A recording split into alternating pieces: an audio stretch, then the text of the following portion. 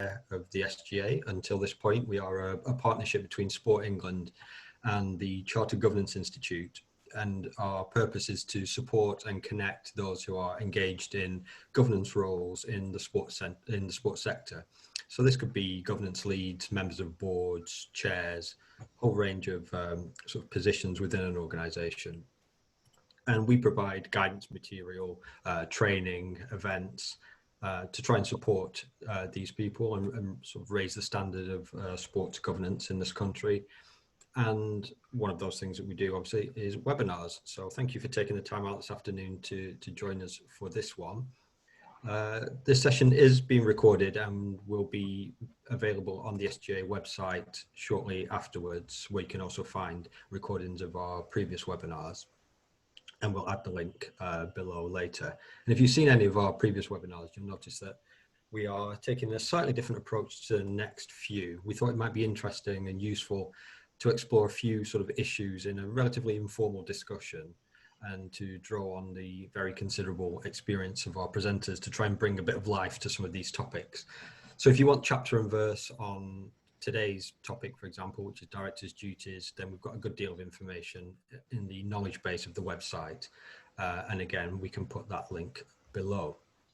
So through this afternoon's discussion, what we hope to do is to get Tom Bruce and Alison Gill to try and maybe put some meat on the bones, so to speak, of some of those issues, to cover the basics, but also to talk more deeply and around some of the issues that we know from our own work and our conversations tend to come up within the sector.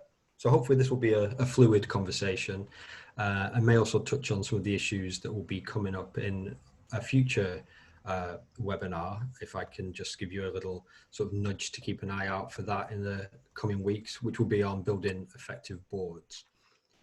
So you're welcome to ask any questions as we go, and Ali and Tom will try and address these as they proceed, but we'll also have some time at the end to pick up any additional questions that you might have.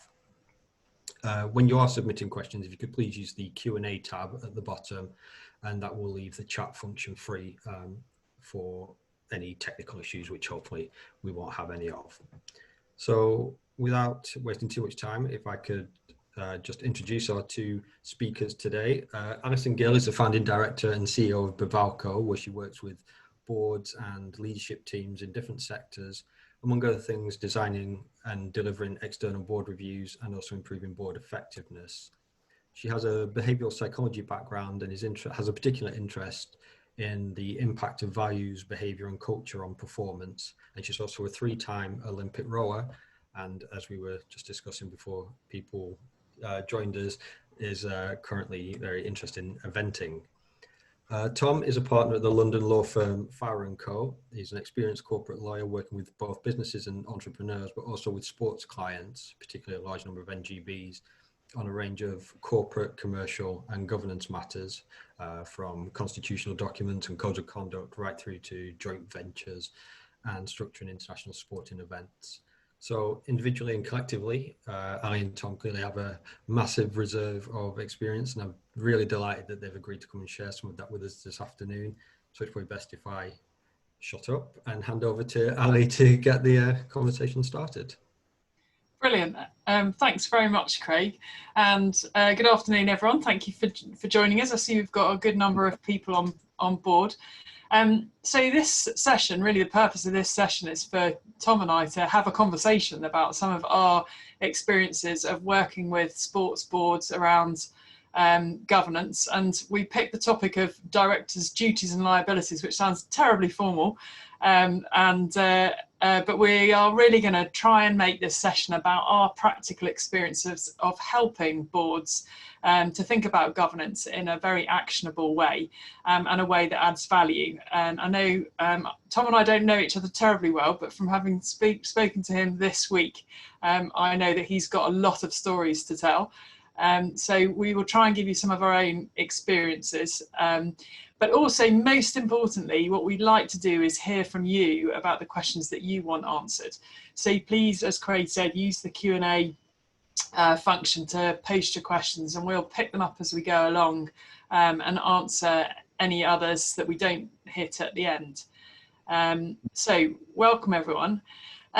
I'm going to get us started, Craig, by picking up, Tom, by picking up on the topic of elected directors and what it means to be a director. I know from my own personal experiences, sitting on some sports boards, I can tell a couple of stories because they're a long time ago, particularly working on, for example, the boat race board, where I really got thrown into the deep end, understanding that sometimes when you're elected as a director, often you come with a sort of representation of a particular part of your sport. And that can often make you feel as if you can't speak as if you're a fully fledged director in this sort of sense. And in my experience of working with other sports boards, I find this is a topic which is problematic for a lot of boards, just understanding what does it really mean to be a director, a non-executive director, a trustee, or an executive director, and how those three things play together. What are your thoughts? Thanks, Ali. And so I think you're absolutely right on that. And the first thing I'd say if you're in the position where you're an individual elected by a constituency or a home nation, or you feel you're in that category, it's really important to understand that you owe duties as a director. You owe these statutory duties under the Companies Act to the company of which you are a director. So you have to leave behind that representative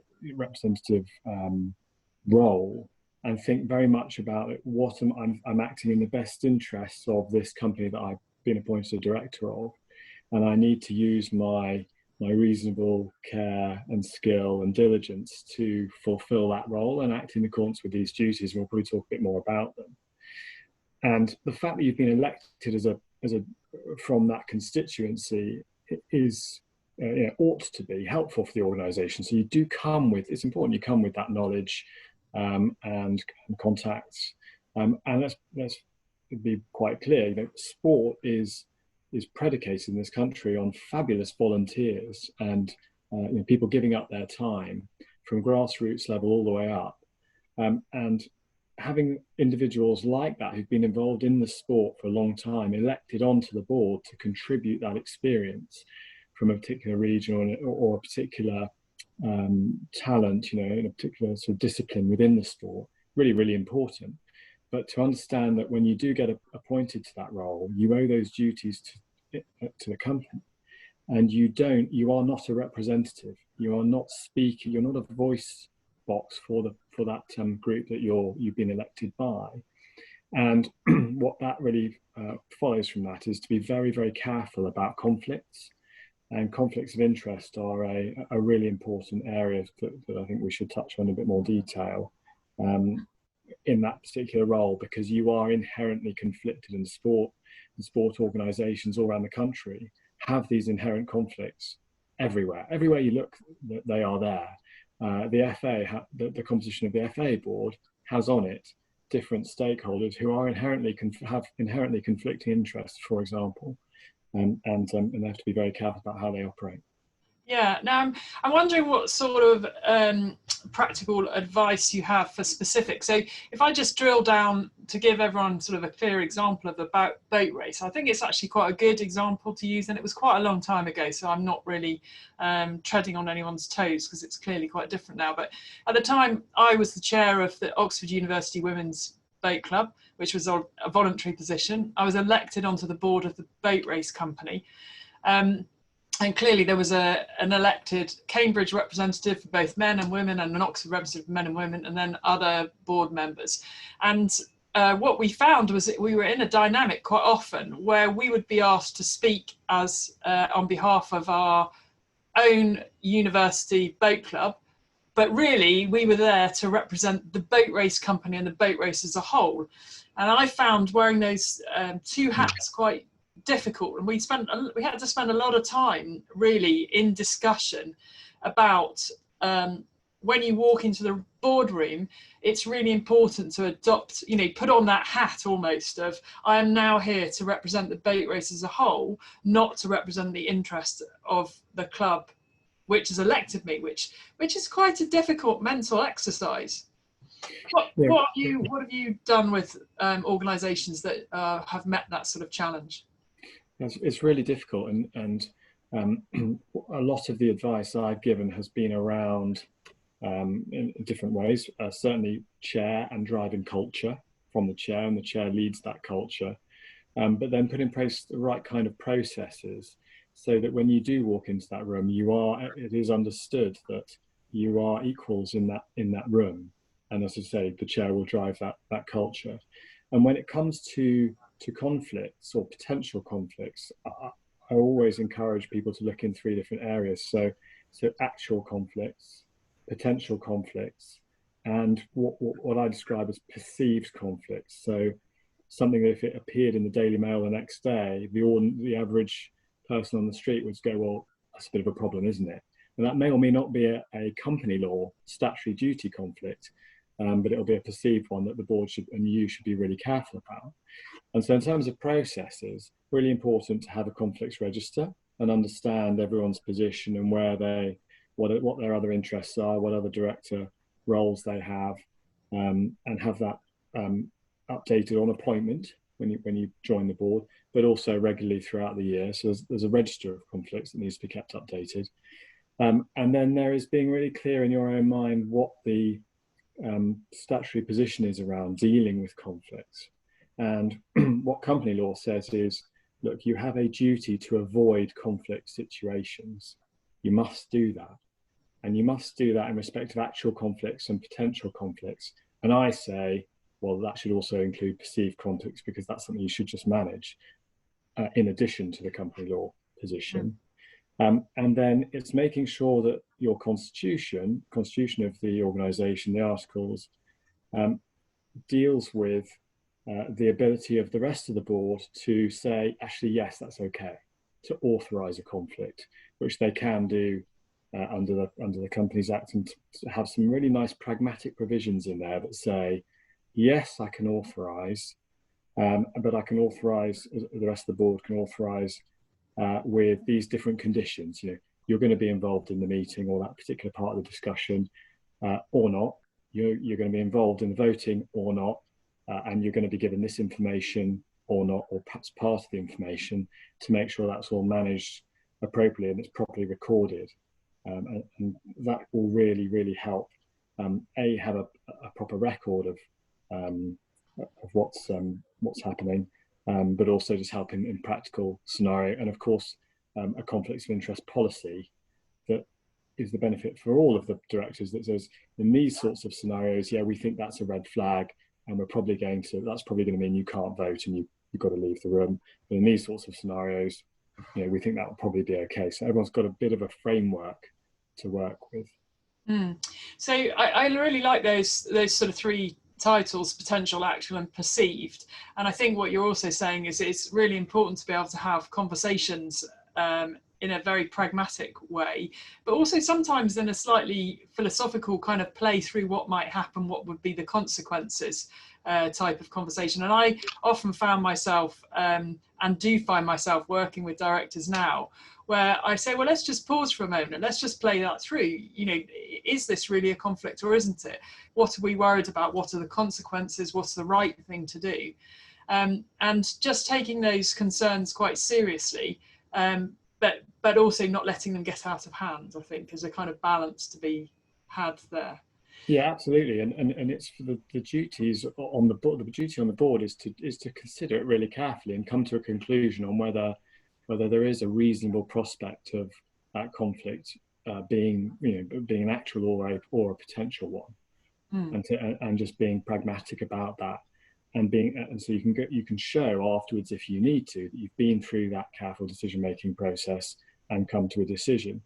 And I think it's important, just more generally, for directors to understand that they will be judged, if you want to describe it as that, by a court on not what decision they take, but the basis of it. So what evidence did they go and get separate, independent professional advice as a board or as an individual or not? And what evidence did they look at that formed the basis on which they then made the decision? The court's very unlikely to criticise a decision that's been taken on the basis of sensible, pragmatic, robust evidence.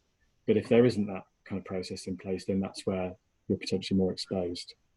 Okay, so that brings us to a question a little bit around how we minute things. But before I come back to that, I just want to pick up on a couple of the comments that we've got here and a question. So Natalia Blackburn has asked, how would you go about a situation where the chair is not really leading the culture, but it's really clear culture change is needed, even if voiced by the board members? So there's quite a lot in that question, isn't there? Because essentially, you're saying that the chair is not doing their job effectively, and what happens when the chair isn't doing their job. And I think, there's never a right or wrong answer to this, and I won't ask you to say which board you're on, Natalia, but there are a couple of ways of dealing with this. I think one, as a director, you have a very important role to be able to meet with the chair individually and to voice your concerns. You also obviously have an opportunity to speak to other directors and to discuss your concerns outside of the board meeting, but also it should be a discussion that is tabled for the agenda if need be. But I would always say go to the chair first individually and be straightforward and have an open and honest conversation about what you want to happen, why you see it's important, and how it will help the board to move forward. That's your first point of call always as a director, is to take up your authority and responsibility of your role and take a lead, if you like. It's not always an easy thing to do, because you might feel that it's potentially a dangerous thing to do, but actually that's what it's about. Being a director is first and foremost to do that. I don't know if you have any thoughts, Craig. Yeah, Ali, and I've seen some. It's a really good point, well made, because I think the chair does play such an important role in driving culture. And one of the examples, and I won't name the organisation, but it was a governing body where one of the it comes up in one of these other comments actually, that there's someone from the sport, high profile athlete, had been asked to join the board to provide that athlete perspective. I think notably around sort of a pathway from grassroots to elite level, and something that's been discussed quite a lot as something that needs to be worked on. Anyway, that she was appointed to the board, and yet the chair, and I think she was expecting her first child around that kind of time, and the chair paid no heed or at all to any of her requests around, well, can we think of a different way of me participating? That time just won't work, unfortunately, because I've got childcare responsibilities, and then so she's forced to turn up late, and then the atmosphere is difficult, and so the culture is all wrong. And what should she do? Well, let's say I completely agree. Go to the chair if that's difficult, which it's very likely to be. Senior independent director should be performing that kind of role within the organisation, and if not, what other stakeholders are there, including funders and others who you might go and speak to about it. And otherwise, it is trying to gain traction within the sport and sort of outside to drive change. And a lot of that is happening, and has been happening, but not enough. I think the Sports Governance Code has helped. Targets,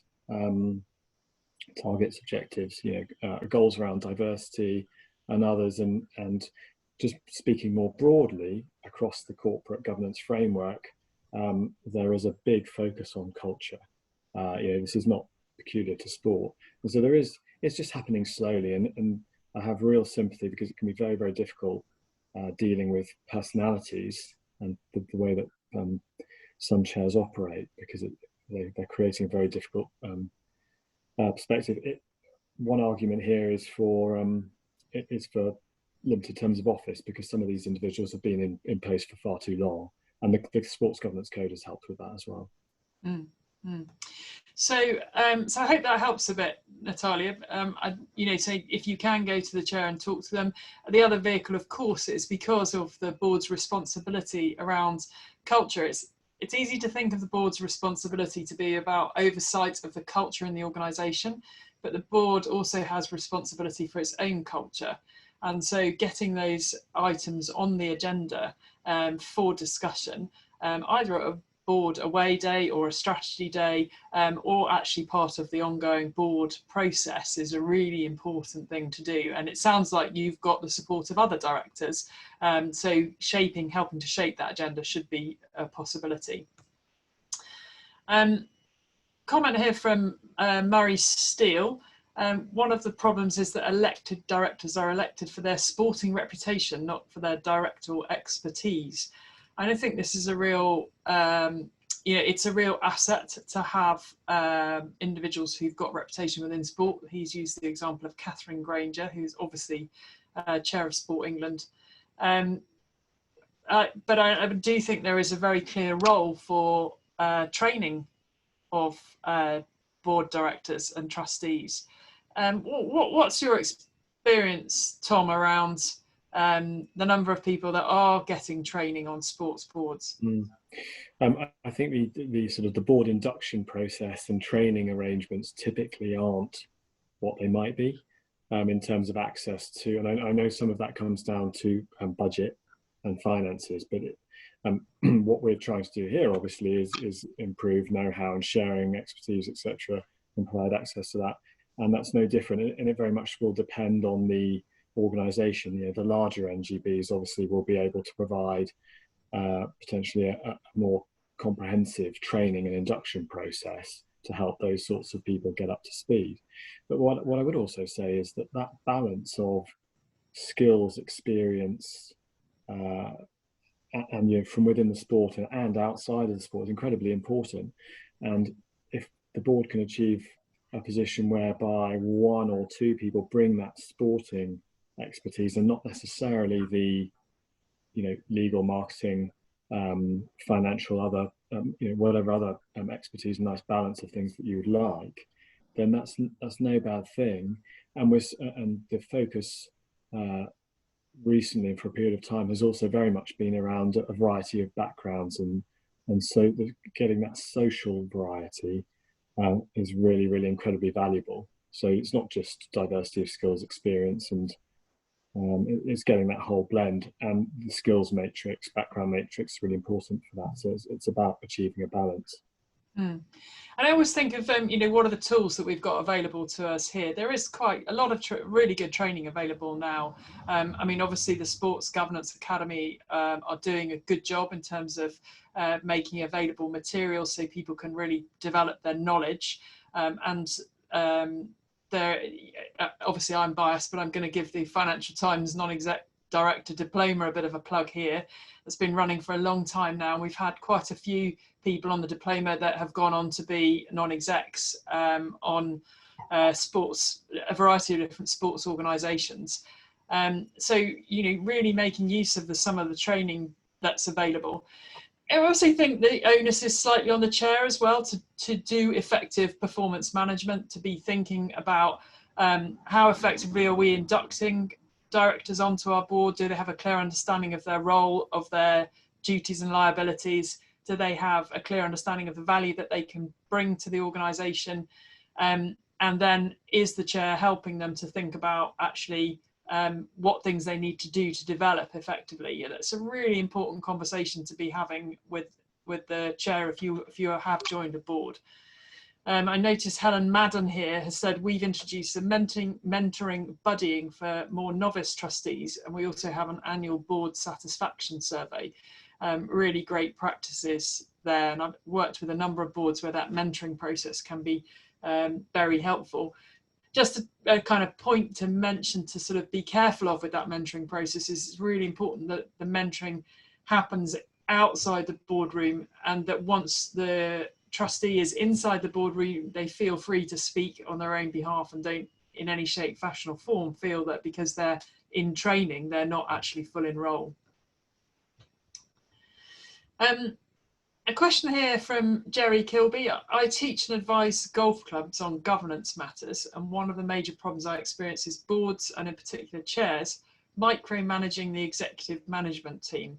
What advice would you give to managers who experience this? Not unusual at all. And the really important approach here, I think, is to look to be really clear about the roles and responsibilities of the board and the executive. I know that sounds incredibly obvious, but it's then making sure that what we describe as matters that are reserved for the board, so important decisions that should go effectively, if you like, back up from management to the board for their approval. That's really clearly set out, and that's often decisions above certain financial thresholds, and it just gives it should give both sides a clear idea of what they are responsible for. So getting that down in writing is really, really important. Now, that may not, there's a cultural personality piece here, which just means that you may still find that someone is just on your back the whole time. And it's the nature of these organizations and the passion that we all love about sport is that if you elect onto the board, again, the training's important here because it's understanding that you're leading strategy and you're not going to be, you shouldn't be dipping in all the time in terms of operational matters. And so the training's important, and the paperwork around being really clear about who is responsible for what. And as part of that delegated authority, if you are in an executive management team, it's having delegated authority clearly set out in the documents, but also delegated budgets, so that you don't feel like you're having to go back. So often those two aren't aligned, and if they're not aligned, you're responsible for something, but you're having to go off and get budget for it from somewhere else. And so I really encourage organisations to look carefully at both and get them aligned where they can. Yeah, I think that's very wise advice, isn't it? It is very important to be clear of what are the matters reserved for the board, what are the delegated authorities to the executive team, and as you said, what's that delegated decision making and the budget, the budget that stands behind that. The other thing I would say in answer, Jerry, to this question is just around having conversation about roles. So people often will say to me, well, the chair's role is clear and the chief executive's role is clear. Why do we need to have a conversation about this? And I'll say, well, actually, there are areas, where responsibility can be quite grey. So, for example, let's talk about stakeholders. Stakeholders are very important in terms of an organisation and can be wide and varied. Who has responsibility for liaising with those stakeholders? Is it the chair or is it the CEO? Is it both in some instances? So there are lots of areas between roles. I think the role of the senior independent director, the role of the chair, the role of the CEO, the role of the management team. And often the challenge comes in the areas where there's a bit of overlap and a bit of grey area. And sitting down and just having those conversations about role and who's primarily accountable for particular elements can start to clear up some of that confusion around micromanagement. And the other thing I would say is if there is micromanagement of the executive team happening, then clearly there's some sort of anxiety about performance underlying. I'd say there's an underlying anxiety about performance somewhere. So the first thing is to clear up role and accountability. And then the second thing is to identify whether there is an underlying concern about performance that's not being dealt with effectively. And if those two things don't clear it up, I'd be quite surprised, but I welcome to other people's points of view on that. Getting some great questions. Thank you, guys. So Collins, as a founder of a football academy, I'm trying to invite people with different management skills to form a board. What qualities should I look at? Do you want to dive in there, Tom? Or yeah, founder of a football academy. I think you want to be looking. It's very specific, I think, to each different organisation. What are your aims and objectives? What's your strategy to try and go and achieve those, and therefore what do you need to get you along, to get you to that sort of point at which you think you've been successful in producing those. I go back to that point around variety. I think you really do want to try and look for people who are not in the same sort of boxes as each other. You desperately want different viewpoints and approaches on matters. Incredibly valuable to have that around the table. There are some basics. I mean, I think you do want to have, if you can, some legal, some financial, some marketing, digital capabilities, particularly now. So it's just, and those will apply to many organisations, and then fundamentally people who are passionate about achieving those objectives. Because I think one of the things I see a lot of is the appointment of people who might be well qualified, but who may not have the time to contribute, and being very clear about that time commitment. Particularly non-exec directors, and I wanted to touch on that point quickly as part of the discussion. Was a time commitment and balance that with the skills, but also incredibly important that they are often individuals who speak up and are very robust about and engaged in the boardroom around challenging the chair, challenging the executives. They have such an important role to play, and it's no surprise that the Code of Sports Governance and other codes focus on independent non-executive directors, because they play such an important role. So I can't overemphasize that enough, and that they should pipe up, because there is nothing, they're not contributing, they're not adding value if they don't do that. So I really wanted to get that point across. They're very, very important people. Make sure they can give you the time, and be wary of someone who's overqualified, because they may just be overstretched. So in their non-executive director letter of appointment, however detailed or comprehensive that might be, try and get one in place. Be really clear about what you're expecting of them. Yeah, so just to summarise that, Collins, I think you've got a couple of tools available to you. One is to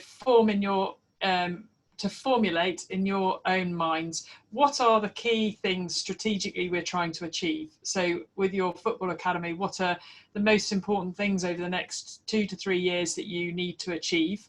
And therefore, what skills do you need to support that? So formulating a skills matrix will help you to start thinking about how you populate your board.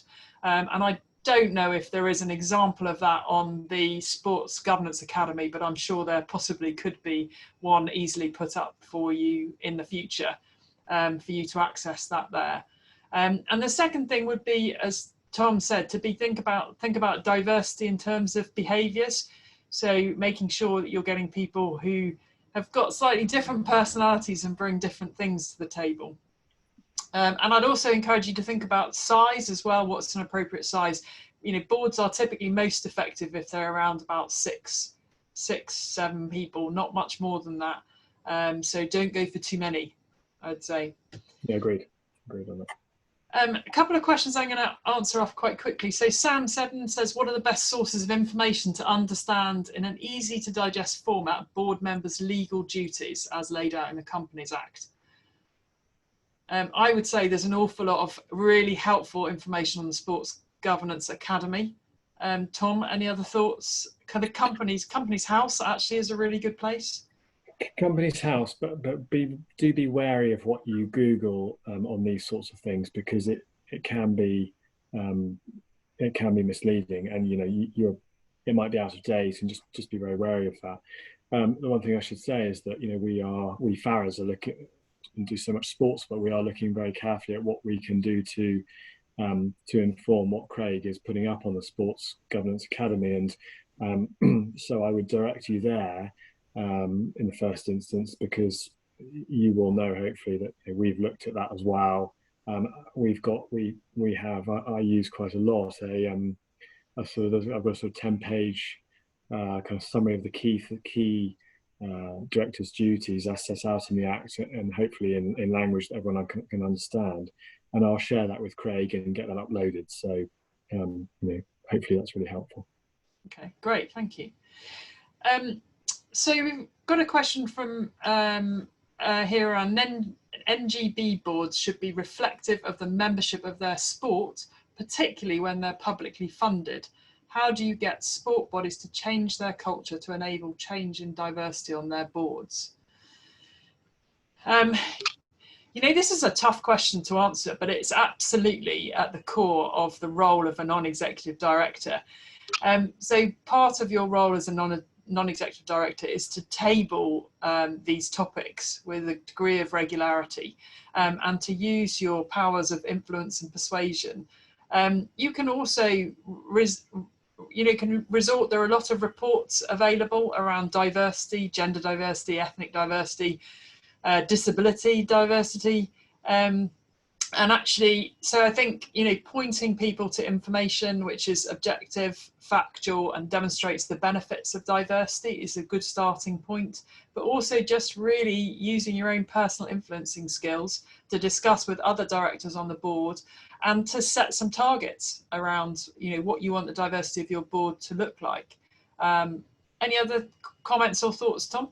Yeah, I think that's right, Ali, and also taking advantage of the various platforms I think there are out there now around in terms of recruitment. So just looking to recruiters and get them and publicise that recruitment as broadly as you can.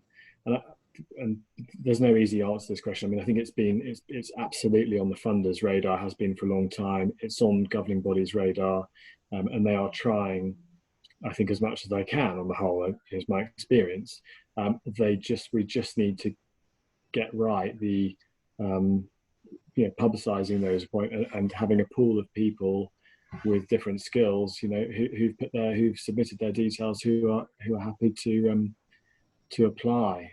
It's very difficult. The one key, I go back to the point around volunteers. You know, there is one key, and there's a good point in here about remuneration, is that people, quality, diverse people giving up their time off, you know, a lot of the time for free because of the financial constraints that the sport has.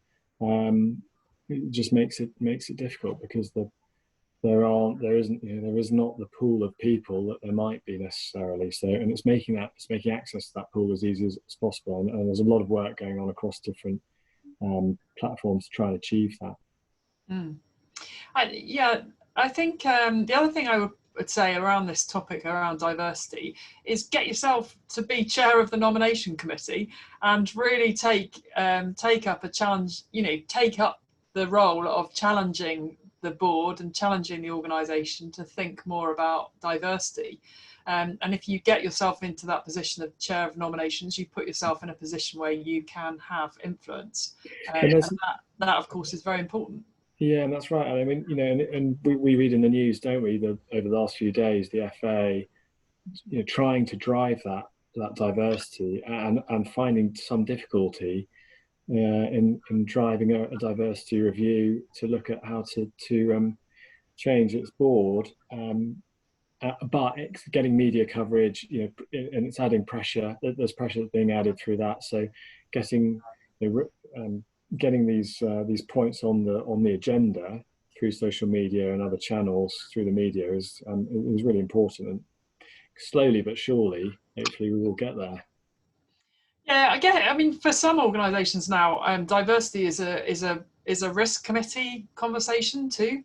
You know, it's easy to talk about Black Lives Matter as being, as being a catalyst for this, but of course, it is much more a social matter now, and therefore it has consequences to the organisation if you don't get it right. So I think being that kind of voice of reason and being very persistent. I was working with a board the other day, and they were headhunting for some board members, and the list was very undiverse, and there was a lot of desire to get on with the recruitment, shall we say. And one of the directors just stood firm and said, no, we're not going to do this. We are going to get a more diverse list. And until we've got a more diverse list, we're not going to appoint someone.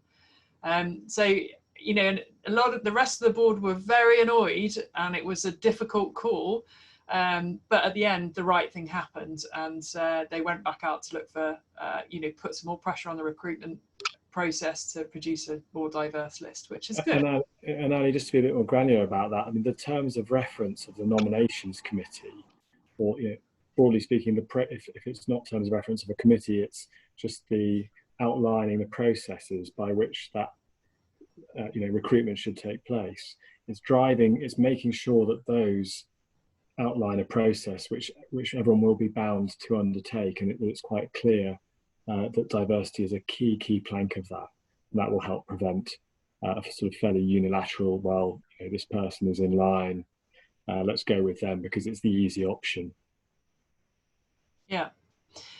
Picking up on the point about recruitment and remuneration, I'd say people often say this to me, that there aren't good people out there who will do non-exec jobs unless you pay them. And I would say, in my experience, actually there are an awful lot of good people out there, but some of them don't know what's available, aren't necessarily looking.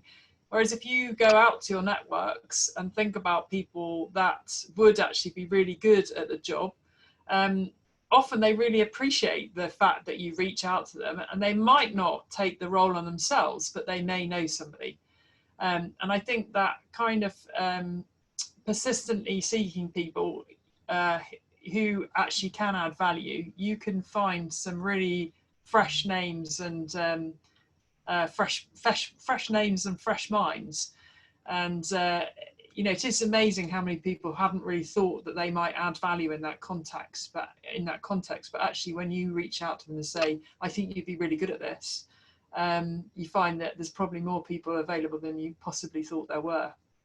I completely agree, Ali, and be sort of think laterally about it. So age absolutely shouldn't be a barrier. I mean, for some of the skills, the younger, less experienced on the face of it individuals may well be much better, particularly on technology and things like that. So be very open-minded about it. And I go back to that point about individuals who think they might want to be paid, query whether they genuinely have the time, enthusiasm, etc., to commit to it.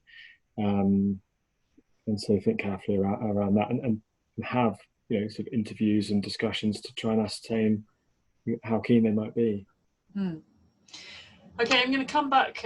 Mike Higgins has got a question here. Is there a risk of some executive directors in title, e.g. performance director, operations director, who may only attend certain items in board meetings, being legally liable as a director of the company, but not informed or involved sufficiently? One for you, I think. Yeah, no. So the general sort of starting point here is no, because they are not formally, on the face of it, directors of the company. They therefore don't owe those statutory duties to the company that you do when you're appointed. There are some scenarios where that's not the case, and in particular, if that individual drives the agenda on particular points, and we might then say they might be, and the board has a custom and practice around agreeing with them. You might say they are what we would describe as a shadow director, driving the agenda, and shadow directors will acquire in that role those duties. Okay, so just be careful of that. But as a starting point, no, there's no risk there. And the point is well made. As a director, if you are appointed as director, it is no excuse not to be informed or involved. It is incumbent on you to make sure you're aware of everything that's going on, and as far as you possibly can, and to be fully and to read up and read the board pack and everything else. So just say a bit about a shadow director, Tom, because that's a specific term that people may not be familiar with. Yeah, so it's a company law term for individuals. I'll keep it as simple as I can. So let's say there's an individual who the rest of the board are accustomed to acting in accordance with what they might say. So in a more corporate context, that might be a company or shareholders, for example, who drive the agenda because they might be funding the company or whatever. In this sort of scenario, it's someone who is just so influential that they're not a director, but actually the board will do and say more often than not what they say. So, and in that scenario, it doesn't matter whether you've been formally appointed or not. the law does think of you as a shadow director, and therefore you will assume those duties and liabilities. Okay, thank you. We have a question here around culture. So regarding culture, to what extent do you think it's the director's duty to monitor and assess culture within the board, and how could they do that? Well, my advice here is, first and foremost, it's really important for people to understand what culture is, because I think culture is something talked about which often people don't really have a formal definition for. And culture is about behaviour, so behaviour is about how things happen. And so it is important for a board to have a discussion about what they want the culture of the board to be. And that therefore includes, how do we want to behave with each other? And that discussion therefore should set out really how the board is going to work and interact together, and how they behave, and therefore in essence how they won't behave as well. So having those really clear discussions to lay out in a very straightforward fashion what is the culture we want in the board, then of course allows you to hold each other to account for that. Yeah, and Ali, absolutely right. And I'd add to that culture is so important. It should on the face of it, should be driven by the chair, and if it's not, it's incumbent on the non-execs and other directors to bring it onto the agenda. And then what I've seen work really effectively amongst many organisations, sports organisations, is a code of conduct. And it's not a pro forma code of conduct that you Google and says, okay, well, we're just going to do this, that, and that, and the other, and not bring the organisation into disrepute. It is thinking really carefully about setting a behavioural standard for yourselves as directors to hold each other to account to, and each director signs up to that over and above their statutory duties, and they set out really clear parameters around conflicts, around confidentiality, what people are going to do and aren't going to do with confidential information, and papers and discussions that go on in board meetings, on WhatsApp, etc. Because that's an interesting point in terms of how boards are communicating with each other.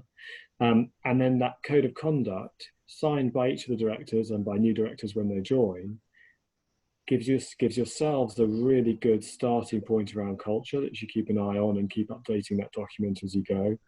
But it also gives you something to point to the outside world to say, this is the standard that we set ourselves. And when the Code for Sports Governance came in, it was quite interesting, because a lot of the sports organisations came to me and said, well, I don't really care what in the nicest way, I don't really care what the Sports Governance Code says. We want to be best in class. We want to be best practice. What does best practice governance look like? And the Code for Sports Governance was fantastic in prompting that conversation and governance reviews, and being really carefully about all the stakeholders and engaging with members and so many other things. But what it did, I think, really well was prompt organisations to go, right, a lot came and said, we want to be best in class. We want to commit ourselves to the best standards of behaviour and our culture, and drive all of those things. The code of conduct of the board, and also what I've done a lot, is implement codes of conduct for members. Now, and I'm going off on an aside briefly, but members aren't bound by these statutory duties. They are not directors. They are members and councillors. Members and statutory directors, of course, they're not. They don't owe these statutory duties to the company. So codes of conduct for them can be very, very important, because it then holds members and other stakeholders to a standard of behaviour that they wouldn't necessarily otherwise be held to. And in the days now where what I describe as a lot of contentious governance, a lot of factions of membership organisations creating difficulties, and it can often be a minority that with social media now are able particularly to create a lot of noise around and call general meetings and create difficulties potentially, is having a standard of behaviour. It can be very, very important. So I'm very keen on codes of conduct, and I've seen them work really effectively. Yeah, I think you make a really important point there, Tom, and particularly as you said today, when we're seeing increasingly athletes, coaches highlighting behaviour that they don't think is appropriate. The key thing is this thing about tone from the top, which Murray has helpfully put in the chat. But by setting that tone, if the board leading the way and setting that tone from the top, it gives the organisation a vehicle to have those conversations in a sensible way. And hopefully, the more sporting organisations pick up on using codes of conduct, talking about behaviour from the top, from the board level to management level to the rest of the organisation, the more likely it is that conversations will be had earlier, and we will end up with less issues becoming the source of contention and fought out very publicly in a very unhelpful way. We're kind of, I can't quite believe it, but kind of coming to the end of our time already. Been absolutely fantastic questions. We've got a couple more, and I just try and answer those two. So there's a question from Roy Waterfield. What is the position where a chairman instructs a CEO to leave a meeting as part of the decision-making process? And I might say, well, that depends on the situation. I don't know if you want to pick up on that. Yeah, it does. It's a really good point, and it does depend on the situation. It depends whether the CEO is also a director. And at that point, then you're looking carefully at conflicts and whether or not he or she, as a director, is entitled to stay or shouldn't stay. And in case of dispute, the articles, your constitution will often say that it's the decision of the chairman, or if it's a problem in relation to the chairman, it's the decision of the SID as to whether they should leave. If this actually, Nancy raises a good point. I think it's linked. If you're talking about an attendee who is what we would describe as an observer, so they're not a director, my strong recommendation would be to have a short sort of one-pager, what we describe as an observer policy, which just says, look, this is for people to sign up to who join a board meeting but aren't a director for a particular part of the business or for all of that meeting, as often happens. And Nancy, I think you mentioned the president. And of course, they don't have any voting rights. They don't owe any duties. But it's important to make sure they are bound by confidentiality, and that in particular, they're not going to be present for things that perhaps they might not otherwise be entitled to be around for. So, if the short answer is, I think for the CEO point is that if the CEO is not a director, then they are there at the discretion of the board, and you want your articles, your constitution, and your observer policy to be quite clear that the board can ask you to leave, okay? Because they are not a director, they are not entitled as of right to be there. If they are a director, then you've got a conflicts discussion to have. Mm. And in some instances, it is quite legitimate for the board to meet without the executives, so non-execs to meet, and a lot of boards will do that as standard practice. So either before a board meeting or after a board meeting, the non-execs will just have 10 minutes to just review and discuss things amongst themselves. And doing that with regularity then means that if you only do it every now and again, then often the execs will feel that something's gone wrong. Whereas if you do that, make that part of your practice as a board, that the non-execs meet independently without the execs on a regular basis, it means that it feels more normal and you can just keep an eye on how things are going. I think we probably literally have come to the end of our time, and I'm going to hand back over to Craig. But I just want to pick up this one last question from Robert around fans and supporters actively participating in sports governance. The former chairman of my business was Brian Quinn, who was the chair of Celtic Football Club. And I always remember when going to watch a match with him, and he said, when you're chairman of a football club, you know that actually the supporters and fans rule the roost. So I can see, as stakeholders involved in governance, I have no doubt that will be on the agenda soon. Yeah, I think that's right, Ali. And again, really, we've had some fantastic questions. So for me, this is yeah, absolutely, you want your fans and broader, and it's not just fans. You know, if we think about engagement of stakeholders, it's coaches. You know, it's so many different different sort of people and volunteers that make up the package of sporting organisations, and finding a way to channel that into the decision-making process really important. And that in my mind, that may not necessarily be a representative role on the board. You know, so someone elected by the supporters club has a chance to go onto the board, or it may be, you know, it could be that could be really a neat way of doing it, or otherwise it's just making sure that that channel of communication, and the governance codes are really clear on this, is that boards are absolutely driven to engaging with their stakeholders, and this is happening across the board. The code for corporate governance, the corporate code is focused on this as well. So finding ways to ensure that your supporters, broader stakeholders are engaged, you have to report on that. You've got to make sure that you're doing that. And so how are we doing that? And it's not just, again, so direction of travel, it's not just an annual report at the end of the year saying, well, we've done this, that, and the other. It's something important pops up for your sport. You're communicating with those stakeholders the day after on, you know, on the blog or social or you know, internet platform, whatever it is. So these things are really changing in a very positive way. But as I say, it may not be a role on board. It might. There's lots of other ways that you can do it. But just thinking about those cons. And I think that's probably stakeholders and how boards work with stakeholders is a topic we can come back to at one of the next webinars, because there's definitely plenty to talk about there. But Tom, thank you so much. It's been really fantastic having a conversation with you and hearing about your amazing, tremendous amount of experience that you clearly have in supporting boards. And I hope everyone on the call has picked up something. Thank you, Ali. Thank you very much. Yeah, if I can just say thank you to both Tom and to Ali. That, like you said, Ali, that absolutely flew by. That was an amazing discussion. Clearly, lots of issues for people to pick up on, and I think that has been by far the most engaged audience we've had at one of these webinars. I don't know if that's the number of issues that are troubling people or the particular makeup of the attendees today, but that was absolutely fantastic.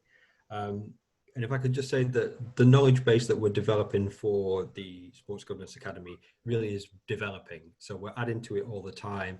And we've seen a couple of suggestions today for documents that would be useful, that people would extract value from.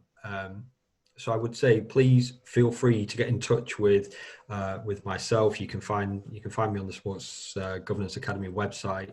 Give me a shout, connect with me. Tell me what you want, what you need, what you would like. And certainly we're seeing this as a process whereby we will be developing supporting materials and content as we go. And definitely we want to be driven by what the sector, what the community wants, and we will look to provide that. So thank you everybody for your engagement today. Hopefully we've answered lots of questions, probably raised lots of others, but please feel free to get in touch with those and we can maybe pick them up through other forums or at future sessions. But thank you everybody for all your efforts today. It was fantastic. Thank you, Craig. Thanks very much, Craig. Thank you.